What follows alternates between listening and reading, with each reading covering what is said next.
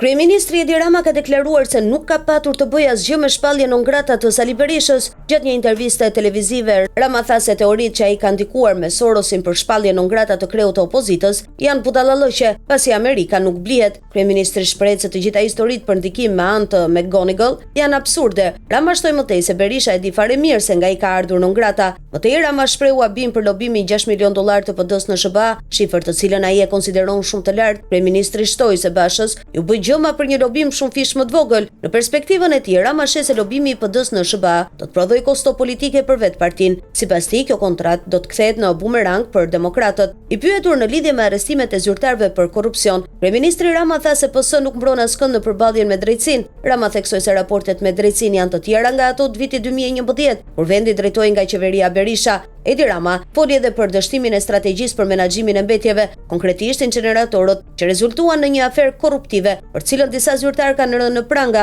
ndërkohë që në Sharr ka një emergjencë dhe sot mbetjet hidhen edhe në Përlumenj. Kryeministri u justifikua duke thënë se situata vështirësohet nga fakti që Sharra është nën sekuestro. Nuk janë as 400 as 150 në realitet. Çfarë janë paguar? Shërbimi. Sa i përket strategjisë, jemi ku ishim më parë nga pikpamja e grumbullimit. Ai që po të thosha, kontratat me këto struktura kanë një çmim që është qesharak në raport me çmimin real që paguhet në çdo vend të Europës. Problematika aty, çfarë ka ndodhur midis palëve jashtë binarëve të ligjit, këtë po heton prokuroria.